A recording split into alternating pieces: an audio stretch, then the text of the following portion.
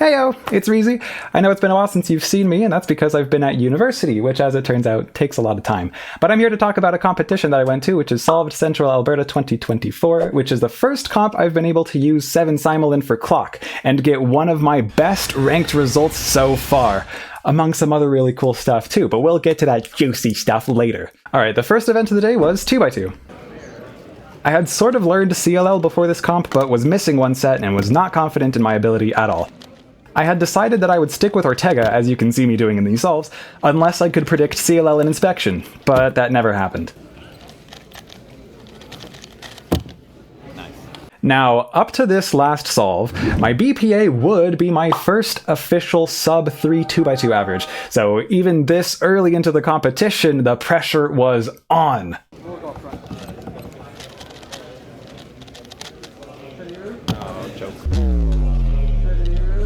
I messed it up real bad, and with WPA being my average, 3.27 got me 7th in 2x2. The next event was the first round of Skewb. I didn't get footage of the first solve, which was a 5.29, but here are the rest of them. All of these solves were pretty solid and pretty consistent. Except for this +2. I had practiced Skewb a little before the comp, having actually learned Full Sayers Intermediate a few months ago. And it worked out pretty well. I have your puzzle. This average turned out slightly faster than my previous PR average, so I was pretty happy to have gotten at least one PR this early into the competition, even though my 23 or 24 long PR streak died a few comps beforehand, so it didn't really matter anyway, but you know. Anyway, now is the very exciting event of clock. Coming into this comp, my PR single was 6.81 and average was 8.16, both with the basic flip method. At home though, I was averaging about 6 seconds with Tommy 7 simul on clock, and I really wanted to do well. Unfortunately, there was only one round of clock, so this was my one chance to prove that my months of 7 simul practice were worthwhile. I mean, heck, I wasn't even sure I'd be able to memo within inspection time, especially with the added comp nerves and all that, but I just decided to go for it. Ready. I was super nervous, as you can see by my horrible turning. I felt like I'd made a mistake, so I flipped to the back to fix it. I was disappointed that I did the solve poorly, but 8.44 isn't even that bad compared to my previous results. Since I flipped it at the end though, you know, I basically failed doing no flip, so I had to redeem myself. For the second solve, I was still super nervous. You can see me making a lot of mistakes that I need to go back to the pin position and fix. Not ideal. So it wasn't going great so far, but have a look at the third solve. Ready. From the past solves, I got the idea that I was memoing quickly enough, which gave me the confidence to even switch up my starting position here to something more favorable.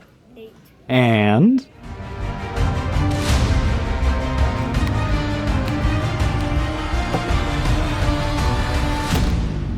check it, you need to check it. Is it good? Nice. Yeah. Oh, nice. Oh my god. 4.85. That solve still had a lot of mistakes, but was lucky enough to be sub-5 anyway, which is PR by almost 2 whole seconds. Confidence gained, the next solve was pretty good. Going into the last solve, a PR average was guaranteed no matter what. But just how good could I make that average?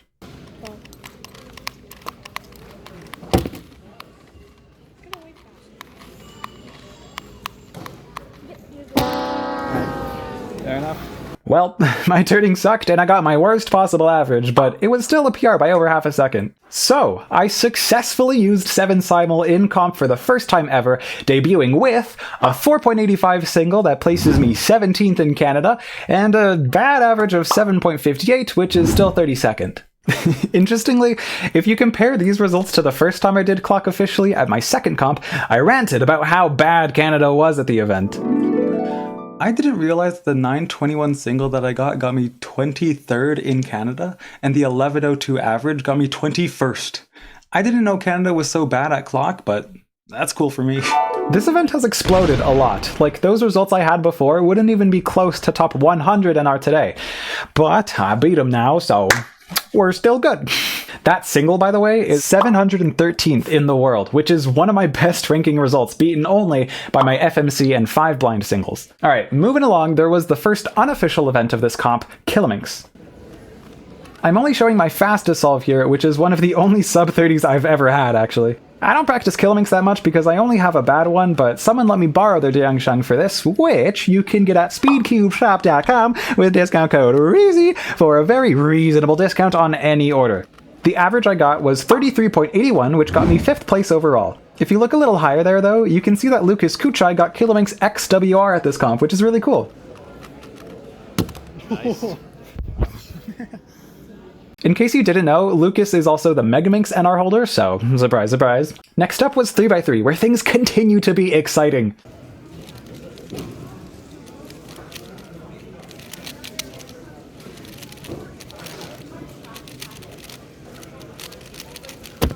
The first solve wasn't great, but I followed it up with this 7.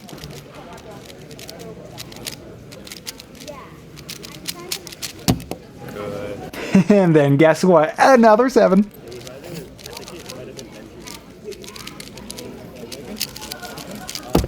Let's go. The next solve made things interesting, though.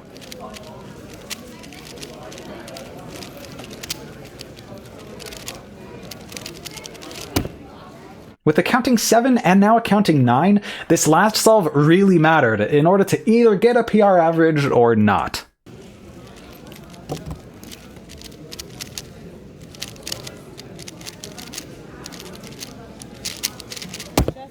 Pretty good. Decent F2L and a good last layer saved this solve, and it was just enough to break my 3x3 PR average. I almost forgot to mention that Kyle broke NR this round with a 5.60 average. I'm very happy for him. In my last video, which you can watch here, I beat JPerm's best official average with 8.47, and now I just beat that again with 8.41. So, I can now officially say that I'm better than JPerm. Confirmed! Okay, now, the following event was OH. Nothing crazy happened to my solves here, but they were pretty good. Not good. I also never realized until now how odd it is how I have my non-solving hand there. It looks uncomfortable, but I've never thought about it, so I guess it's fine.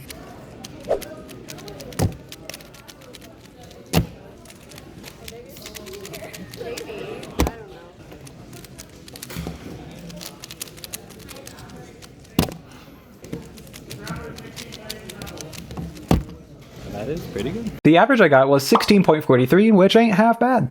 Then we had the other unofficial event, the ever so popular FTO. Hashtag FTO for WCA. Again, I'm only showing my best solve here, which was 1 minute and 5 seconds. I got my FTO a few weeks before the competition, and I had only done about 50 solves or so prior, and my results here were pretty decent. I got 4th place for FTO, and had a good time doing it. These unofficial events are fun to hold at comps, and especially FTO I really hope will be added to the WCA sometime. I think it's the best candidate for a new event because of its definitive twisty puzzleness, and its solving is pretty unique and pretty dang fun. But if you think a different event should be added to the WCA instead of FTO first, I'd love to hear what you think in the comments. I was lucky. Alright, back to official stuff. The final round of Skewb was next. The first couple solves went pretty well.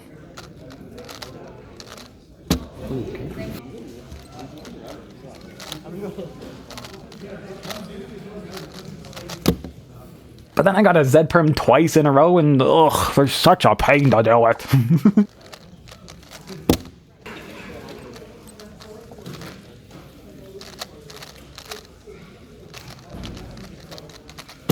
Dang it. Why is the point twisted? Despite that, this average was still a bit better than the first round, so that's another PR. I still think I could have done a lot better, but I'm not going to complain about improvement. Anyway, then there was the OH final. Nothing very interesting happened in the first 3 solves, Jeez. but on the 4th solve here, you can see my reaction to how nice the scramble was. It had good opportunities, but I kind of messed everything up and got a bad solve.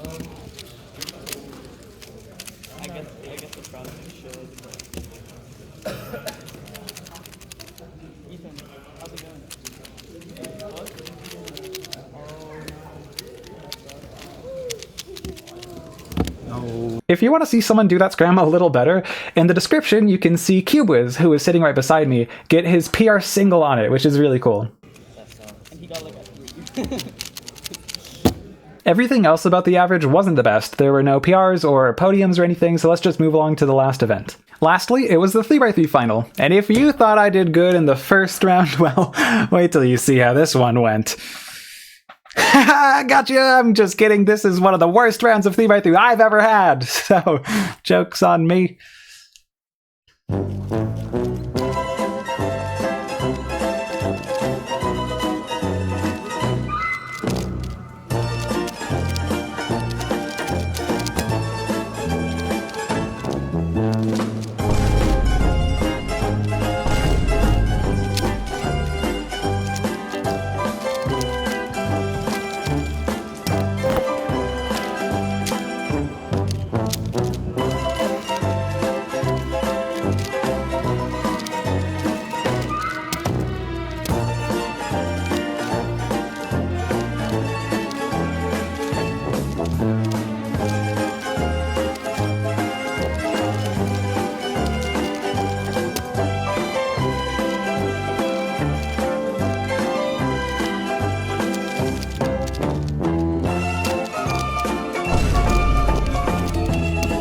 With not a single counting sub 10, my average was over 2 seconds worse than it was in the first round, and I also got 11th place in the final. What a way to end a great comp, huh?